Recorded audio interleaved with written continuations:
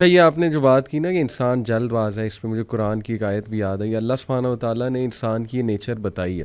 سورہ معارج میں اللہ سبحانہ و تعالیٰ کہتے ہیں کہ بے شک ہم نے انسان کو نگرڈلی اور اینکشیس پیدا کیا، بالکل جلد باز ہے. بالکل جب خیر آتی ہے تو آپے سے باہر ہو جاتا ہے، اور جب کوئی ڈیفیکلٹی آتی ہے تب پینک ہو جاتا ہے. بالکل الا المصلین ایکسیپٹ دوز ہو آفر سبحان اللہ. یعنی اللہ نے سبحان سلوشن بھی سبحان ساتھ اللہ. بتا دیا کہ نہیں، سبحان اللہ. نماز تمہاری ان چیزوں کو چیک کرے گی. سبحان اللہ. سجدہ کرو اللہ کے آگے، اور وہی آپ کے علی بات ہے کہ یقین.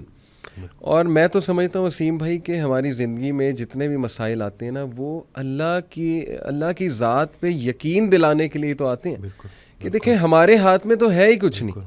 انسان پہ کبھی کبھی ایسا کوئی پرابلم آ جاتا ہے اس نے ایکسپیکٹ بھی نہیں کیا ہوتا.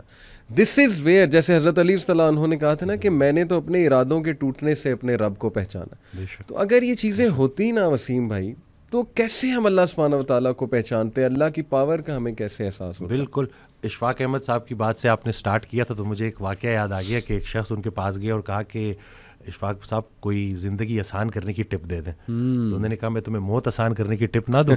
تو کہتے ہیں چلے وہی دے دیں. کہتے ہیں اگر تم اپنی موت آسان کرنا چاہتے ہو تو جاؤ کسی کی زندگی آسان کر دو. اللہ. تو جو اللہ کا کام کرنے والے ہوتے ہیں وہ گلہ نہیں کرتے، وہ شکر کرتے ہیں اور لوگوں کے کام آتے ہیں. وہ سارے کام جو ہے نا وہ اللہ پہ نہیں ڈالنے، اللہ کے بہت سارے کام ہیں جو ہم نے کرنے ہیں. اور دوسرا یہ کہ خواہشات، یہ جو دنیاوی خواہشات ہیں، یہ جو فانی چیزوں کی محبت ہے، آپ کو جیتے جی فانی کر دیتی ہیں.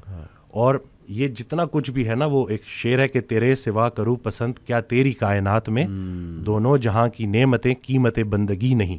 تو اللہ جو ہے نا اس کو ہم نے کسی چیز، کسی لالچ سے ہٹ کے صرف اللہ کیونکہ عبادت کے لائق ہے اور اللہ خالق ہے، اور ہم نے اپنے حالات کو نہیں دیکھنا، بس ہم نے ماننا ہے. امیر انسان اگر اللہ سے دور ہے تو امیری اس کے لیے آزمائش ہے، غریب انسان اگر اللہ سے دور ہے تو غریبی اس کے لیے آزمائش ہے. بلکہ وہ ایک آڈیو میں ارشاد فرماتے ہیں کہ جو غریب ہے نا وہ بھی غنی ہو سکتا ہے.